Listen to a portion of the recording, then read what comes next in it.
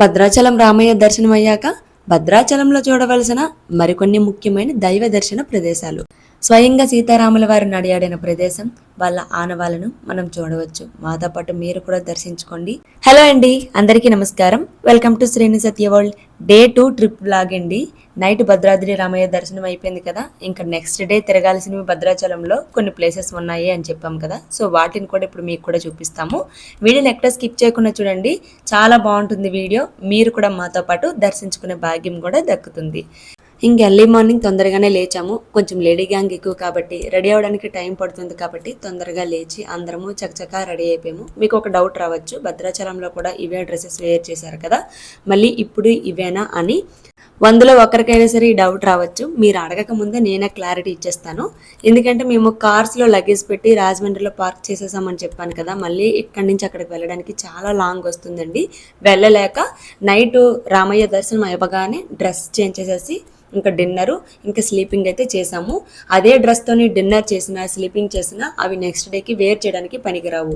అది దర్శన ప్రదేశాలకు మాత్రమేనండి. సో మేము అందుకే వెళ్ళగానే డ్రెస్ చేంజ్ చేసి డిన్నరు ఇంకా స్లీపింగ్ అయితే చేసాము. ఇంకా హ్యాపీగా నెక్స్ట్ డేకి అవే డ్రెస్సెస్ని వేర్ చేసాము.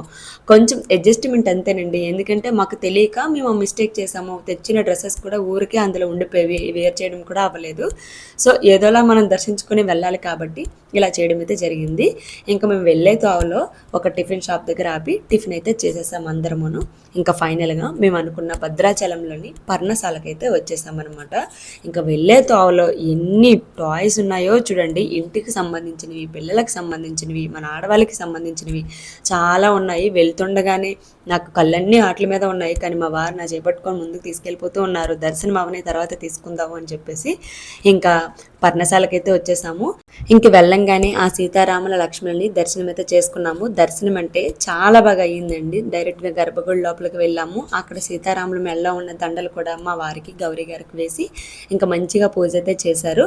ఇంకా చాలా బాగా అనిపించింది మనసుకి. ఇంకా అక్కడైతే సీతారాముల వారి చరిత్ర గురించి ఒక అతను ఉంటారు, చాలా వివరంగా వివరిస్తున్నారనమాట ప్రతి ఒక్క. ఇంకా రాముల వారి దర్శనం అవ్వంగానే ఎదురుగ్గా ఆంజనేయ స్వామి గుడి కూడా ఉంది, అక్కడ కూడా దండం పెట్టేసుకున్నాము. ఇక్కడ మీరు రాముల వారి స్వయంగా అడుగుపెట్టిన పాదాలని దర్శించుకోవచ్చండి. అలాగే సీతమ్మ వారి ఆనవాళ్ళు అన్నీ కూడా మనకి కొంచెం కొంచెంగా ఇక్కడ చూపించడం జరుగుతుందండి. అలాగే సీతారాముల వారి కుటీరము, అలాగే పర్ణశాల, ఇవన్నీ చాలా బాగా చూపించడం జరుగుతుందండి. మనకి ఒక్కసారిగా ఆ డేస్ అన్నీ కూడా గుర్తొస్తాయి. దాని ఎదురుగా గోదావరి ఉంటుంది, ఇక్కడ బోటింగ్ ఫెసిలిటీ కూడా ఉందన్నమాట. సో పీస్ఫుల్గా ఉంటుంది మనసుకి. అక్కడ అన్నీ మనకి క్లియర్గా ఎక్స్ప్లెయిన్ చేస్తారనమాట. మొత్తానికి పర్ణశాల దర్శనం అయితే అయిపోయింది. ఇంకా బయటకి అయితే వచ్చేసామా, ఇంకా ఆడవాళ్ళ షాపింగ్ అయితే మొదలైపోయింది. నేనైతే చాలా తీసుకోవడానికి టైం లేదు, కానీ కొన్ని ముఖ్యమైనవి కొనాలనుకున్నవి తీసుకున్నాను. మనకి బ్యాంగిల్స్ అంటే పిచ్చి కదా ఆడవాళ్ళకి, బ్యాంగిల్స్. అలాగే మా పిల్లలు అయితే టాయ్స్ ఇటు నుంచి వెళ్ళినప్పుడే మొదలు పెట్టారు, అమ్మ టాయ్స్ కావాలని చెప్పేసి వాళ్ళకి ఒకటే చెప్పాం. దర్శనం అవ్వంగానే మీకు టాయ్స్ తీసుకుందరు, నాకు కావాల్సినవి నేను తీసుకుంటాను, అప్పటి వరకు అల్లరి చేయకండి అంటే ఇంకా గమ్మనున్నారు దర్శనం అయినంత వరకును. ఇంకా బయటకు వచ్చిన తర్వాత వాళ్ళకి నచ్చిన వాళ్ళు తీసుకున్నారు, నాకు నచ్చిన నేను తీసుకున్నాను. ఇంకా అక్కడి నుంచి వెళ్ళే తావులోని సీతమ్మ వారి నార చీరలండి. ఈ పేరు ఎందుకు వచ్చిందంటే సీతమ్మ తల్లి స్వయంగా ఆ నదిలో స్నానం ఆచరించి ఉతికిన నార చీరలను ఆరపెట్టిన ప్రదేశంగా ఇది చెప్పబడుతుందండి. అందుకే సీతమ్మ వారి నార చీరలు అని పిలువబడుతుంది. ఆ గుర్తులు కూడా మీకు ఇక్కడ క్లియర్గా కనిపిస్తాయి.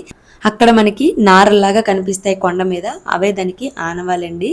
ఇలా ఆనవాళ్ళున్న ప్రతి చోట గోవింద నామాలు అనేది వేయడం జరిగింది. అంతేకాకుండా రాముల వారి ఉద్దర్యం, వామన గుంటలు, అంతేకాకుండా సీతారాముల వారి రేగుపళ్ళు తిన్న ప్రదేశం కూడా ఇక్కడ మనకి కనిపిస్తుంది. ఇప్పుడు మీరు చూస్తున్న పసుపు కుంకాలతో నిండి ఉన్నది రాముల వారి స్వయంగా కూర్చున్న సింహాసనముగా చెప్పబడుతుందండి. అలాగే ఇప్పుడు మీరు చూస్తున్న వాగు సీతమ్మ వారి వాగు అని పిలుస్తారు. ఎందుకంటే సీతమ్మ వారి దాహాన్ని తీర్చడానికి లక్ష్మణ వారు స్వయంగా బాణం వేసి సృష్టించిన వాగుగా అక్కడ జనాలు నమ్ముతారండి.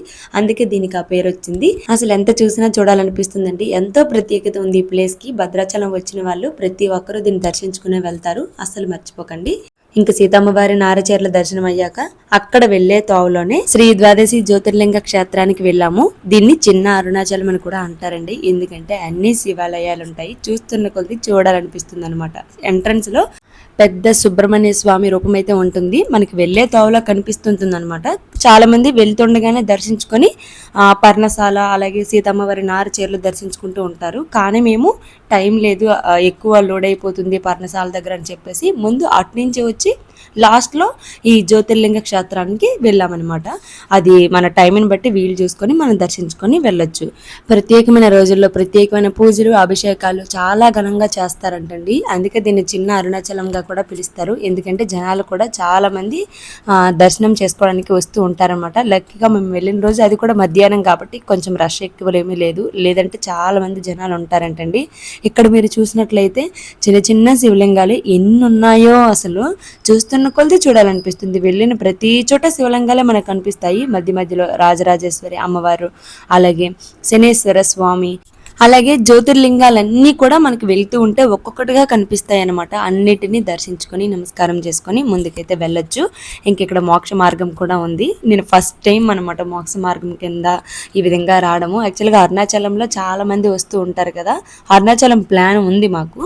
సో అక్కడ చాలా క్రౌడ్ ఎక్కువగా ఉంటుందని విన్నాను. అక్కడ అయిద్దా అవదో తెలియదు, కానీ ఇక్కడ నేను మోక్ష మార్గం కింద వచ్చానమాట. ఎందుకంటే దీన్ని కూడా చిన్న అరుణాచలం కింద పిలుస్తారు కాబట్టి, ఏదైనా అదే తండ్రి కాబట్టి మనసులో భావించుకొని మోక్ష మార్గం గుండా బయటికి రావడం అనేది జరిగింది.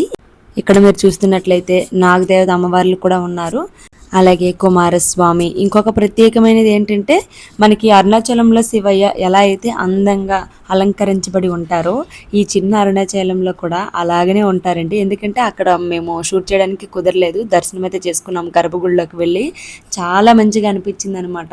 అసలు చూసే కొద్దీ చూడాలనిపించింది. అలంకరణలో స్వామి అంతా నిండుగా కనిపించారు. ఇంకా అక్కడే గండా దీపం కూడా అందరము వెలిగించి ఇంకా బయటకైతే వచ్చేసాము. లంచ్ టైం అయ్యింది కాబట్టి వెళ్ళే తోమలని లంచ్ కూడా ఫినిష్ చేసామన్నమాట. ఇంకా ఫైనల్గా మా ట్రిప్ అయితే కంప్లీట్ అయినట్టే. ఇంకా మేము కార్స్ పార్క్ చేసాం కదా, అక్కడికి రిటర్న్ అవుతున్నాము. ఇంకా డిన్నర్ చేసేసి బస్ అయితే ఎక్కాము. లాంగ్ వస్తుందని తెలుసు కానీ ఎంత లాంగ్ వస్తుందని తెలియదు. ఇంచుమించుగా 4:30కి 4కి ఎక్కితే మేము 9:30కి దిగాము రాజమండ్రిలోని. ఇస్కాన్కి వెళ్దాం అనుకున్నాము కొంచెం ముందుగానే వెళ్తే, కానీ చాలా లేట్గా వెళ్ళామండి. ఇంకా బస్సు జర్నీ విషయానికి వస్తే అస్సలు ఉండలేకపోయాము. ఒక్కొక్కరు చెమటలకు ఎక్కాము. ఏసీ బస్సెస్ అవైలబుల్గా లేవన్నారు. ఇంకా దొరికిన వాటితోనే అడ్జస్ట్ అయ్యాము. మొత్తానికి కార్స్ దగ్గరికి అయితే వెళ్ళిపోయి ఎవరింటికి వాళ్ళు రిటర్న్ అయితే అయ్యాము. సో ఇదండి డే 2 ట్రిప్ని కూడా సక్సెస్ఫుల్గా పూర్తి చేసుకున్నాము. భద్రాచలం గురించి ఇంకే రకమైన డౌట్స్ ఉన్నా సరే కమెంట్ చేయండి, తప్పకుండా రిప్లై ఇస్తాను. మరి వీడియో ఎప్పటిలాగే మీకు నచ్చుతుందని అనుకుంటున్నాను. నచ్చితే ఒక లైక్ చేసి మీ ఫ్రెండ్స్ అండ్ ఫ్యామిలీకి షేర్ చేయండి. కొత్తగా మన ఛానల్ ఎవరైనా చూసినట్లయితే సబ్స్క్రైబ్ చేసుకోవడం మర్చిపోవద్దు. Thank you for watching. Srirama జై రామ, జై జై రామ.